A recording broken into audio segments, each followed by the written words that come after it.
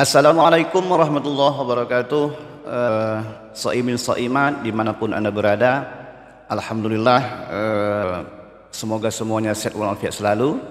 Pada sore hari yang berbahagia ini, podcast Madani telah kedatangan Ketua Komite Olahraga Nasional Indonesia Kabupaten Bengkalis, yaitu Bapak Dharma Firdausi Tompul. Assalamualaikum Pak Dharma. Waalaikumsalam warahmatullahi wabarakatuh. Bagaimana kabarnya petang ini? Alhamdulillah masih Ini semangat. kalau kita bual pakai bahasa Melayu tak masalah ya. Tak masalah. Untuk Jadi Melayu kita dah. di orang kalinya Melayu ya kan. Nanti kita campur-campur lah Jangan bahasa Batak aja Ustaz. Ini Tak tahu. para pendengar yang berbahagia, Pak Dharma Firdausi Tompul ini beliau menjabat sebagai Ketua KONI Kabupaten Bengkalis 2 periode. Yang pertama 2018 ya. 2018, kemudian terpilih lagi yang kedua di tahun 2022. Dan sebenarnya Pak Dharma ini sudah tidak asing lagi kalau bagi pesantren Madani, jauh sebelum beliau menjadi ketua KONI di periode pertama. Beliau adalah salah satu yang berbaik hati membiayai beberapa santri Madani yang belajar di tanah Jawa. Karena itu secara hubungan pesantren Madani sudah telah lama mengenal beliau. Dan beliau menjabat 2 periode di KONI Bengkalis. Ini Pak Dharma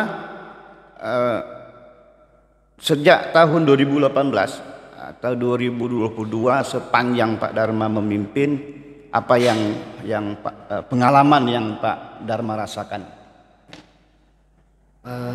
Di periode pertama. Di periode pertama mungkin lika-liku selama memimpin KONI. Oh, terlalu banyak lika-liku. Terlalu banyak kisah di yang manisnya Pak Dharma. Yang manisnya menjuarai Prop ya. Ini kalau dari catatan kami Pak Dharma, sejak tahun 2018 ini ada beberapa, nanti mungkin bisa dijelaskan agak detail kan. Ini catatan sementara yang sampai kepada kita sejak 2018 2022. Pemirsa atau pendengar di rumah, ini banyak sekali prestasi yang sudah diraih oleh KONI Bengkalis ya. Di antaranya di Pekan Olahraga Wilayah Sumatera Bengkalis, Sumatera Bengkulu tahun 2019, kemudian PON di Papua 2021, kemudian yang terbaru adalah Porprov Riau ya, 2022 meraih juara umum 3 kali berturut-turut. Nah ini yang sekilas. Kalau untuk yang Pekan Olahraga Wilayah Sumatera Bengkulu ini seperti apa? Tuh. Ini ada istilah wilayah Sumatera gitu ya. Ya, jadi untuk menuju tahap PON, kita dari cabur-cabur atau itu biasanya kan ada prapon gitu. Ada prapon atau seleksi-seleksi antar wilayah. Jadi kita ini khusus wilayah region Sumatera itu mengadakan Porwil, bukan olahraga wilayah. Waktu saat itu berada di Bengkulu. Ini Pekan Olahraga Wilayah Sumatera ini di atasnya lagi ada jenjangnya lagi nggak? Itulah yang menuju ke PON. Oh. Jadi atlet-atletnya yang lolos dari juara di Porwil itu menuju ke PON, karena beberapa cabur yang sudah melaksanakan prapon itu tidak mengikuti Porwil. Tidak mengikuti Porwil. Jadi kalau yang belum ada regionnya dan cabur-caburnya setuju, itulah yang mengikuti Porwil. Nah, di Pekan Olahraga Wilayah Sumatera Bengkulu 2019 di sini Rio kan juara umum nih. Alhamdulillah juara umum. Juara umum ya. Juara umum berarti awal kepemimpinan Pak Dharma ya. Siap. Ada 35 emas. Ya, ini apa kontribusi Bengkalis dari Pekan Olahraga Wilayah Sumatera Bengkulu nih Pak Dharma? Alhamdulillah di Porwil Bengkulu waktu saat itu kita Bengkalis menyumbangkan emas terbanyak. Dari 35 emas. 35 emas itu kita menyumbangkan 15 medali emas. 15 ya. 15 medali emas, hampir separuh untuk Riau ini dari atlet-atlet kita Kabupaten Bengkalis. Jadi anak-anak Watan Bengkalis. Watan Bengkalis. Mungkin ada ketika itu dari 15 emas ini itu cabang apa yang mendominasi seingat Pak Dharma ketika itu? Dulu ada renang, kalau nggak salah renang si Faisal, terus di situ Ada berapa beberapa cabang ya.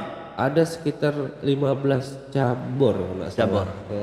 Dari emas ini 15 emas yang disumbangkan Bengkalis, dari 13 emas yang diraih. Yang itu. Kemudian ini yang Papua. Ini mungkin Papua Bung Dharma berangkat ke sana ya. Berangkat. 2021. Berarti masih di periode pertama ya. Periode pertama. Itu Riau peringkat ke-8. Peringkat ke-8. Bengkalis menyumbang emas 8 medali emas itu dari Anggar 5, Tekempo 1 dan angkat berat 2. Berarti masih yang terbanyak menyumbang untuk Riau. Terbanyak untuk wilayah Riau. Alhamdulillah. Tepuk tangan sedikit pendengar yang di rumah. Jadi event-event olahraga di Provinsi Riau ini ternyata penyumbang emas yang paling banyak itu sebagainya dari atlet-atlet kita, dari atlet Bengkalis itu insya Allah asli anak watan Bengkalis. Insya Allah asli Alhamdulillah. Dan baru terakhir ini yang memang cukup mendapat perhatian publik, Porprov Riau 2022 itu Bengkalis juara umum. Iya, juara umum. Juara umum ke 3 kali berturut-turut. Ketiga kali. Itu tepuk tangan nih. Ini saya yang suruh nih. Dan itu perjuangannya tentu berdarah-darah. Sangat karena disitulah klimaknya sebuah KONI kabupaten. Kabupaten karena kalau di PON kita ketahui itu beberapa kabupaten mengutus untuk mewakili Riau. Ini berapa cabur dari juara umum ini yang di Porprov? 26 cabur. 26 cabur. Iya, kita meraih 92 medali emas. 92 medali emas. Itu selama seminggu ya? Totalnya 12 hari. 12 hari. Terus pendengar dimanapun berada, ada satu yang kami ikuti dari KONI Bengkalis itu adalah banyak atlet yang diberikan apresiasi ya. Apresiasi, penghargaan. Ini sampai saat ini apa yang barangkali selain mereka memang mendapatkan medali, sumbangsih atau apresiasi KONI Bengkalis atau apresiasi pemerintah Kabupaten Bengkalis melalui KONI yang diberikan kepada atlet-atlet yang memang berprestasi ini Pak Dharma. Itu alhamdulillah kita wajib bersyukuri karena pemimpin kita Ibu Kasmarni itu sangat peduli dengan prestasi olahraga sehingga memang beliau memberikan reward dan bonus. Mungkin sudah ada beberapa kali ya reward diberikan setahu sudah dari awal saya dari Porwil PON itu sudah beberapa kali Bupati Bengkalis langsung memberikan bonus istilahnya bonus untuk atlet ya, untuk atlet berprestasi. Dan itu yang diberikan dari emas. Jadi ini juga yang saya salutkan sama Bupati Bengkalis. Ini beliau telah membuka P3K khusus atlet yang berprestasi. Iya. Yang P3K ya. Itu ada slotnya untuk olahragawan. Untuk olahragawan. Alhamdulillah untuk tahun ini dibuka 3 orang sama pemerintah Kabupaten. Atlet apa itu? 3K ini? Bebas. Penting dia syaratnya harus pernah medali emas seperti undang-undang. Di undang-undang itu syarat wajib untuk mengikuti tes itu harus meraih medali emas PON. Dan P3K tadi diberikan ada 3 kuota. Ada 3 kuota untuk insan olahraga tahun ini. Semoga tahun depan bertambah. Amin. Ini dari podcast Madani, saya izin Pak Bupati tepuk tangan dan terima kasih. Mudah-mudahan ini menjadi apa ya, Bung Dharma apa Pak Dharma ini sedap ini. Bung aja lah. Bung Dharma. Untuk ketuaan ya. Bung Dharma. Mudah-mudahan ini menjadi awal ya. Atau penyemangat, ini menjadi suntikan stimulan bagi atlet-atlet yang lain untuk berprestasi lebih bagus lagi. Dan harapan kita bukan hanya 3 ya kuota yang diberikan. Ya, mudah-mudahan bisa lebih, bisa 5. Tapi juga prestasi dari adik-adik ini harus terus sampai minimal ke level nasional, jangan hanya stuck di level daerah seperti Dan klub oh tadi. iya, ada satu lagi Pak Bung Dharma ini yang mau saya tanyakan. Dari seluruh atlet kita ini ada belum yang atau cabur apa yang menunjukkan prestasi yang gemilang di tingkat nasional atau bahkan mungkin internasional? Ada banyak, ada beberapa cabur gitu. Di antaranya apa itu? Itu anggar. Anggar ya. Anggar Anggar ini kita pernah sampai ke luar negeri. internasional. Internasional dia. Dia masuk ke ranah internasional kalau anggar kita, terus takraw kita juga. Takraw ya. Takraw Ya kita dulu udah sampai dulu ke- kan takraw ini menjadi idola. Oh idola. Bengkalis. Waktu zaman saya kecil. Zaman kecil itu kecil ya. Ada orang kebun kapas dulu tuh ya. Ya Bang Iwan. Bang Iwan itu tiga beradik, dua beradik. Bang tuh. Happy. Bang satu Happy. lagi. Ya. Tiga beradik orang. Itu zaman-zaman kecil saya mereka menjadi Idola. dan kalau kami sekolah pasti singgah di lapangan takraw itu untuk mereka berlatih. Dan ini terakhir ada yang sepak takraw putri ya. Yang anak Bantan ya. Anak Bantan gabung sekarang udah di remix sama anak Rupat. Jadi asli Bantan sama Rupat ini memang menjadi kekuatan baru untuk tim putri kita. Oh, Bantan dengan Rupat. Ya, itu dari Bantan Tekong ya. Kiri kanannya diapit juga sama adik-adik kita dari Rupat yang junior sekali malahan. Yang junior. Itu sudah sampai ke level King Cup. King Cup apa di itu? Thailand. Jadi Piala Raja Thailand. Kemarin memang masih mendapatkan kalau tidak salah perak Untuk yang putri. untuk putri. Untuk putri berarti yang di level internasional kita ada takraw ya. Ada takraw, Anggar. Ada kemarin atlet kita juga ke angkat berat itu ke kalau tidak salah tah Jepang, tah Korea gitu. Itu mendapatkan juara juga. Juara. Ya. Terus ini Bung Dharma yang paling terpenting. Sekarang kan kita Bung Dharma sedang berada di podcast Madani nih. Siap. Ini kan pesantren, tapi kita punya pojok kecil di sini dalam ruangan. Ruangan ini alhamdulillah ya sejuk. Ada AC. Ada AC, Ya, ada sejuk. berbagai laptop, ya nyaman lah di sini. Kalaupun di pojok ya. Ini kira-kira kemarin ya, ada beberapa saya dengar anak-anak pesantren juga yang beraktivitas dan berprestasi di olahraga ini ya. Apa memang ada jalinan khusus atau program khusus KONI Bengkalis dengan calon-calon atlet yang tersebar di sekolah atau di pesantren? Pada dasarnya kami ini KONI ini kan dia membina sebuah organisasi, induk organisasi sebenarnya. Induk organisasi dari organisasi olahraga atau perkumpulan olahraga. Biasanya kalau di Indonesia ini disebut dengan nama cabang olahraga. Itu yang diakui oleh undang-undang, yaitu perkumpulan olahraga yang disahkan dari KONI pusat. KONI pusat itu berdasarkan ADRT itu cabang olahraga. Cabang olahraga itu bermacam-macam. Seperti poli. Jadi cabur yang diakui apa istilahnya ya? Yang dilegalkan atau yang ada di KONI ini yang berapa sudah macam? Yang sudah tersambung ada pengurusnya di pusat? Bukan begitu, dia memang sudah ada. Dia itu perkumpulan olahraga sesuai amanat undang-undang yang disahkan melalui Komite Olahraga Nasional. Dengan adanya perkumpulan olahraga itu dibentuklah istilah nama dengan cabang olahraga. Jadi itu nanti yang diamankan undang-undang harus masuk ke Komite Olahraga Nasional Indonesia sebagai induk yang menaungi cabur-cabur tersebut. Tapi kemarin ada beberapa kegiatan ya, ada di pesantren di Bantan ya. Ada kegiatan apa waktu itu? Olahraga. Nah, itu yang mau saya jelaskan kepada memang masyarakat seluruhnya, termasuk di kita kebetulan di podcast Madani ini. Jadi induk organisasi olahraga ini, KONI ini mengurusi cabur-cabur tersebut. Jadi yang masuk ke ranah wilayah ke sekolah, pesantren atau dunia kampus atau di sekolah-sekolah biasa. Itu cabang olahraga ya. Cabang olahraganya yang harus berperan aktif untuk mensosialisasikan cabur-cabur tersebut, cabang olahraga tersebut dalam rangka hal pembinaan prestasi.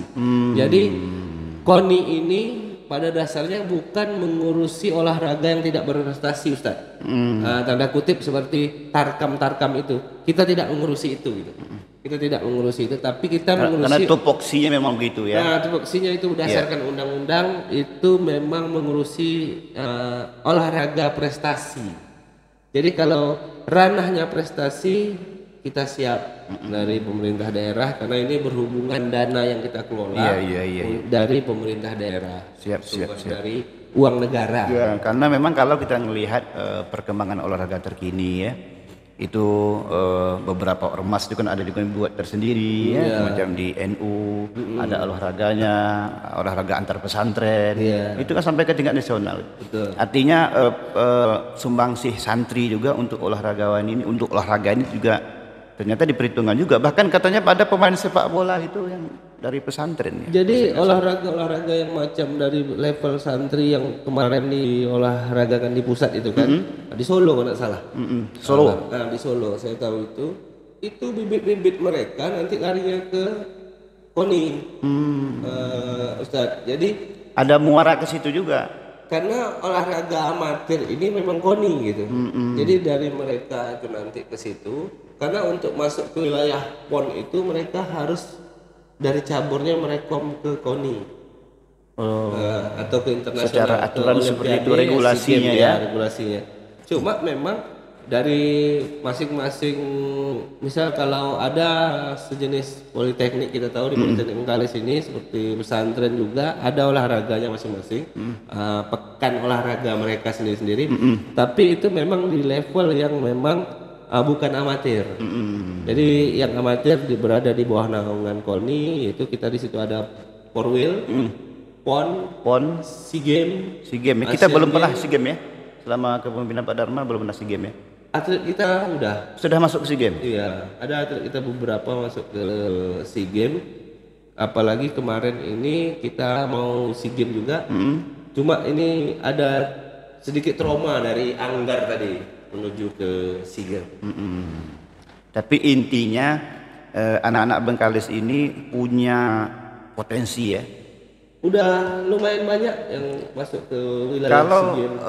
Feeling, prediksi ke depan Pak Bung Dharma, mungkin ini sekaligus menjadi harapan KONI Bengkalis. Ini ke depan tantangan event apa lagi yang penting untuk dihadapi di depan mata atau seperti apa? Porwil. Dalam tahun ini. Tahun ini ada Porwil lagi. Ada Porwil. Insya Allah tuan rumahnya Riau. Porwil yang apa tadi ya?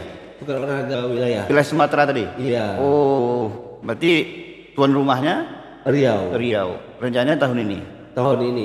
Nah, ini tentu persiapan dengan 15 medali yang disumbangkan Bengkalis dari 35 emas pada 2019, mungkin ini menjadi tantangan tersendiri ya untuk pembinaan di. Iya, cuma ini ada penyusutan cabur, Ustadz, di Porwil sendiri. Ini kita baru dapat informasi sekitar 9 cabang olahraga. Sedangkan dulu itu ada sekitar 13 atau 15 cabang olahraga di Bengkulu. Cuma tahun ini ada, karena kita terlambat, kemarin itu ada sedikit miskomunikasi juga antara cabur dan pihak KONI pusat mungkin, sehingga kawan-kawan dari cabur itu banyak mengadakan kejurnas sama dengan prapon. Ini kan ajang seleksi untuk PON nih. PON itu nanti di Aceh dan Sumatera Utara. 2024 ada PON lagi yang sambungan dari Papua ya. Sambungan dari Papua. Bukan sambungan sih, memang berkelanjutan. Dia berapa bulan sekali? Berapa tahun sekali? 4 tahun sekali. Karena Covid kemarin seharusnya tahun 2020 diundur jadi 2021. Iya. Terus Pak Bung Dharma, ini barangkali ada yang menjadi harapan ya. Artinya kan keberadaan dunia olahraga ini bukan hanya selain untuk memang prestasi, tapi untuk menciptakan juga masyarakat yang sehat itu.